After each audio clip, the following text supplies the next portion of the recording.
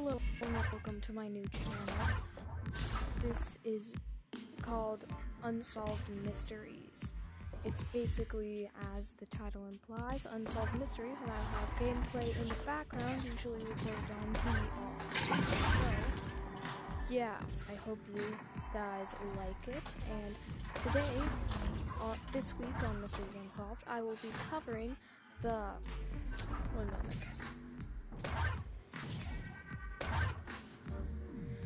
I will cover the Axeman killer of New Orleans, one of the strangest serial cases I've ever read, and I've read a lot in my time, so I'm interested in this. This guy had a flair for the dramatic, and I think you're gonna enjoy it. Let's get into it. Starting in 1918, over a period of roughly 18 months, the city of New Orleans and surrounding areas were rocked by a serial killer that would later go by the name the Axeman.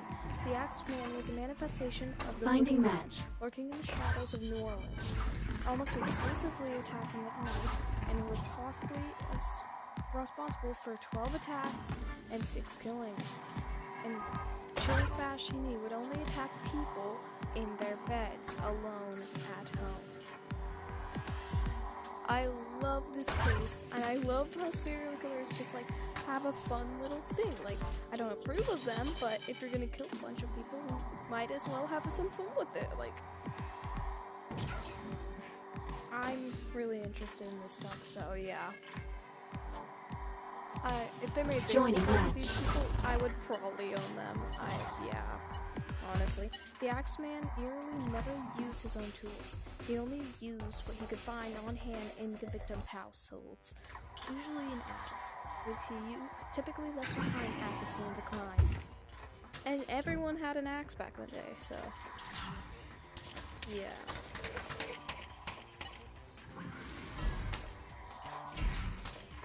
So, I don't know why they didn't just throw away their axes. That's just stupid. His creepy tendencies now established, let's get into the timeline.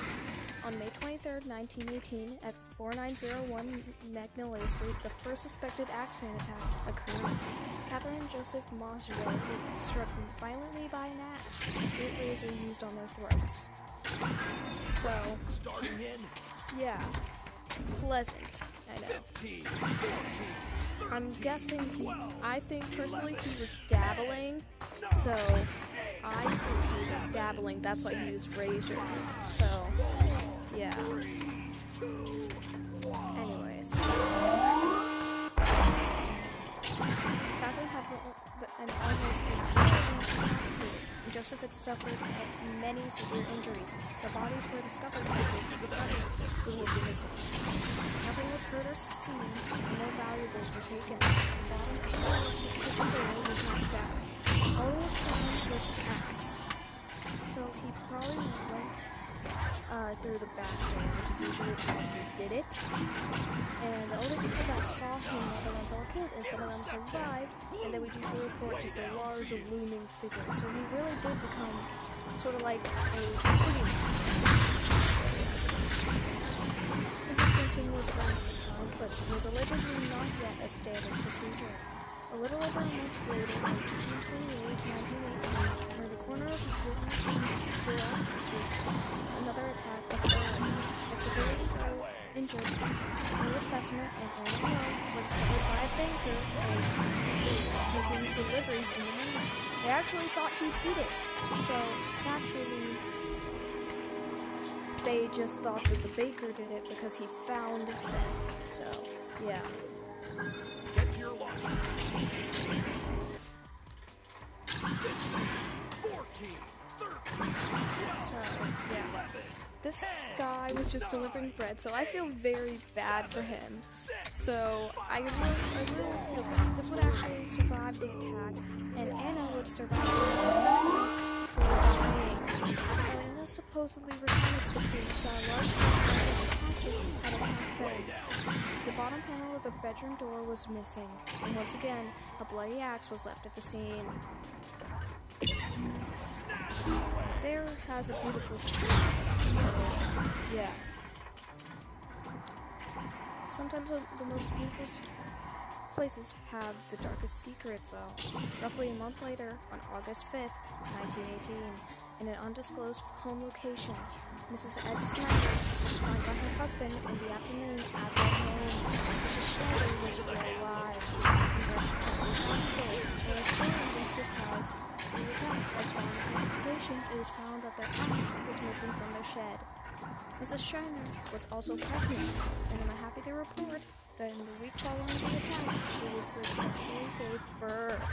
So, axe baby. Axe baby. As this whole story, the person was the only axe baby. Could you imagine being an axe baby? I would go around like Robin. Axe baby. Axe baby. It would be weird. 5 days later, on August 10th, 1918, the word on that street, Joseph Romano was found by his nieces. They found his head. They found him with his head bashed in, and they actually reportedly saw the criminal, and he was told to be, quote, dark, tall, heavyset, wearing a dark suit and a black slouch hat. And no, I do not know what a slouch hat is, but Joseph Romano would die 2 days later. I feel like a slouch hat is something I need. I want a slouch hat. I need one. It sounds like something I need.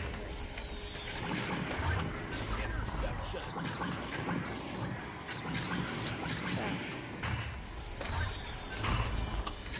pretty sure he was a fan of his in corners, because all of his, most if not all of his attacks were on corners.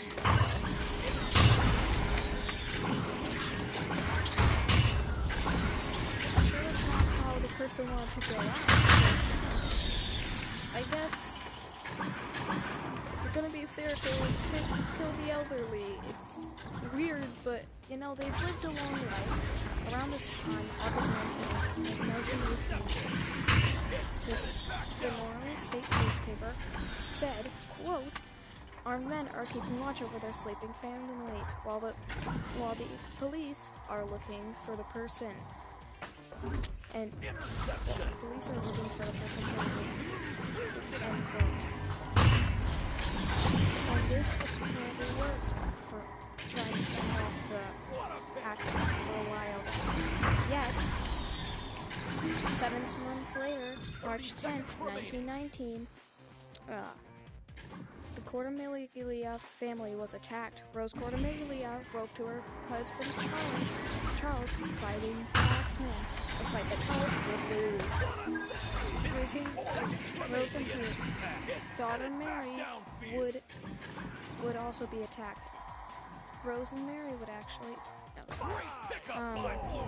the parents would actually survive, yet their daughter Rose would sadly die. Orange comes out on top. I still can't grasp on why they aren't throwing out their axes, so that's just something that's always evaded me. 5 days later, on New Orleans newspapers called the Times-Picayune received a letter from the axeman. Quote, hell, March 1919. Quote, esteemed mortal, they have never caught me and they never will.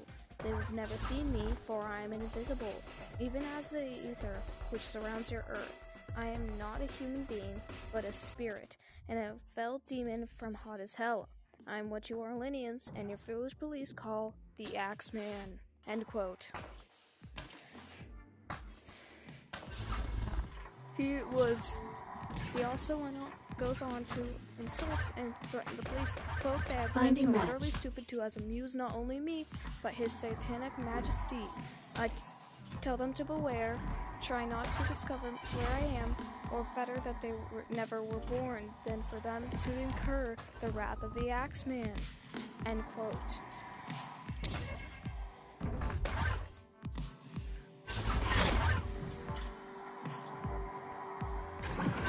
So,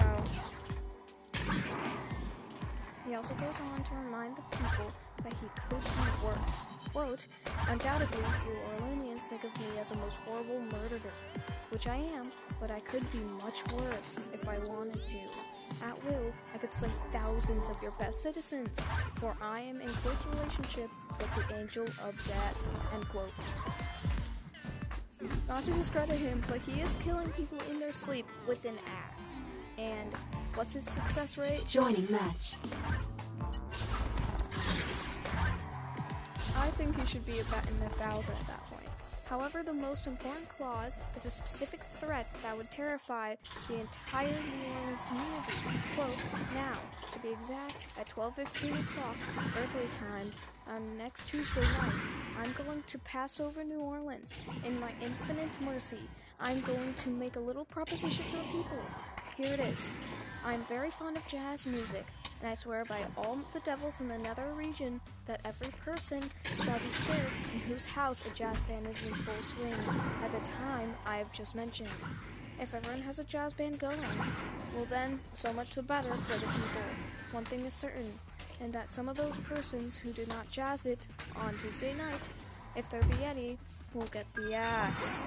I love so much that you use the phrase jazz it. Like, that is so unthreatening from the most threatening person ever. He's a bit like Santa Claus. Like, first of all, he's gonna pass over New Orleans. That's a bit magical. Just imagine him flying through the sky with his axe, like, on a crocodile or an alligator. So, listening for jazz. It's like a little thing. So, Santa Claus did never bash in people's head, but he does give them coal, so this letter would later break the creation of a jazz band called Don't Scare Me Papa. You can look it up. It is actually quite pleasing. I like the song. I can play it on piano. But anyways, shouldn't be thinking, but I think. Tuesday night mentioned in the letter was March 19th, 1919. It said the city was truly alive that night as people blasted jazz music in their homes, and those who did not have a record player poured into local jazz clubs to stay clear of the axeman's wrath. It's worth mentioning that nobody was killed in 1919. So he kept his word. Apparently everyone was jazzing it. I think probably he was just out of town. He was just like, I got busy trip that weekend. Let's see how many of these frickers like a big dance. On March 15th, 1919, he woke to a man next to his bed. And he managed to survive the attack, but he staggered to his friend's home, and who then called the police. He did not regain his memory, likely due to the blows to his head. So, this dude was very lucky. So, yeah.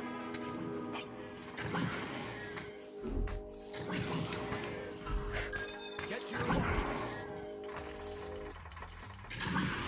Later that month, in early September, on 2128 2nd Street, 1909, woman was reportedly attacked by someone who entered through an open window. When she regained consciousness, she could not recall details of the attack.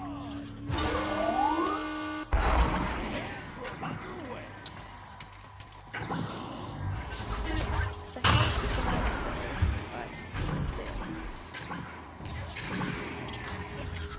On October 26, 1919, on the corner of Scott and Willis Street, the alleged axeman attacked two people. Esther actually woke up to her husband screaming, and her husband, Joe, had reportedly hit her head 18 times and had died 2 hours later because of that.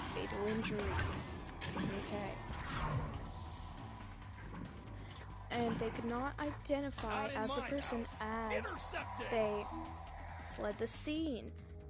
But actually, so there were actually two figures in the room. Two. So that I'm guessing that was just like an accomplice. So yeah. So that was cool. Bolt with a heavy nut, something used to secure a circus tent, was one of the apparent weapons. There was a circus on the nearby two-lane avenue that weekend. This was the last thing.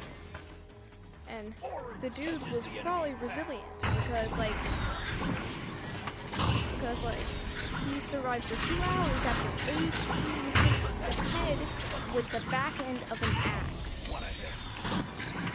So, this takes us to the next supposed end of the Axeman's killing spree. And with that, let's get into the theories. The first theory is that perhaps not all of the killings were the work of the Axeman. Scientifically, the only Axeman presumed final killing of Mike Pepitone was actually a mafia killing due to Mike Pepitone's father killing a man in the past. Another attack is scrutinized is the second attack. If you recall, Louis Westbrook was severely injured, and his partner, Anna Lowe, was killed in that same attack. However, Bessemer was charged with the murder of Anna in a bizarre fashion. Police found that Bessemer had letters written back and forth in Yiddish and Russian. They concluded that he was actually part of, he was a spy. I personally don't think. Orange catches the enemy. Yeah. Orange clears it out of their zone. I don't think a spy would do that, but still, it is something that people scrutinize. So I decide I have to report it. Not something I believe in, though.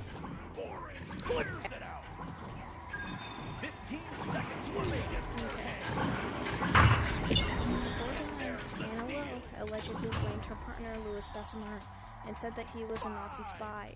We also theorized that this case was a domestic dispute with Louis attacking Anna. Nonetheless, Louis Bessemer was acquitted. There were definitely things that suggested this was the work of the Axeman. Mainly the fact that it happened at home at night, while they were sleeping with an axe. It would take an enormous amount of fortitude to really smash someone, as well as hit yourself in the head many times, and, well, killing yourself hitting yourself, hurting yourself in the process, which that must have hurt very badly. In vain with this theory, it's also speculated that on the internet, some of the killings of the Axeman could have been the work of a copycat. The second theory is that, given the context of his bizarre letter, some believe the Axeman to be a supernatural figure that could slip through tiny entryways and become the large man that witnesses described the killer to be. Just a theory. I don't personally believe it. It's a dumb theory. So that's, personally, I think it's stupid. No offense if you believe it, but still. The last theory is that actually a legitimate suspect, a man named Joseph Mumfree. To start on Mumfree, let's return to the Axeman's last crime, the attack on Esther and Mike Pepitone. If you recall, Esther survived the attack, and her husband did not. Esther later moved to Los Angeles and remarried to a man named Angelo Elbar. However, on the second anniversary of her former husband Mike's death by the Axeman, her current husband Angelo had disappeared and was never found again. Hester recalled before her marriage, he had ended business things with a man named Joseph Mumfree. One day, he actually, in Los Angeles, visited their phone and donated $500 in Esther's jewelry, saying, quote, he would kill her the same way he would kill her husband, but, like a badass, Esther then killed him with a revolver. We had two badass ladies in this story with the axe baby, and then this girl who just like, no, I'ma shoot you. This is this. It's weird to think that the axeman actually died once. Good for you, Esther. Shoot him in the face. I like Esther. She's probably my favorite out of this. So, yeah. Give him the bullet sandwich. Now, what does this have to do with the axeman? Given the fact that Esther was present during the in Mike Pepitone, when Esther was arrested for shooting at Joseph Mumphrey, she claimed that Mumphrey was the axeman and had seen him run from her bedroom the day that her husband was slain. The media leaked some evidence of Pepitone killing Mumphrey killing Pepitone. Upon investigation, police found that Mumphrey led a black mailing gang in New Orleans that preyed on Italians, and almost all of the Axeman's victims were Italians. And most of them were Italian grocers, and I think I might have died because I'm from Italy. So, crap! I'm so happy I was not alive then. But, anyways. Defense. Learn it. What if they all just happened? Okay, yeah, never mind. I was about to say, what if they all just happened to be Italian grocers, but never mind. Mumphrey was in and out of prison for the past 10 years, and his time outside of prison had coincided with the attacks by the Axeman. That being said, there was not enough evidence to directly link evidence of crimes, and eyewitnesses can be wrong. Only circumstantial evidence will lead to believe Mumphrey was a killer. If you recall, Esther Pepitone originally said there were two men in her bedroom the night her first husband was killed. So either she's lying, or as the Axeman, perhaps the multiple people. So, I'm not sure, personally. I think these things are copycat killers, but personally, I'm not actually sure. So, I personally don't know. So, yeah. Get to your launcher. In the end, there aren't many leads on the identity of the notorious New Orleans Axeman. Was this the work of a series of copycats, or was this the result of one troubled individual? For now, the case remains unsolved. 3, 2,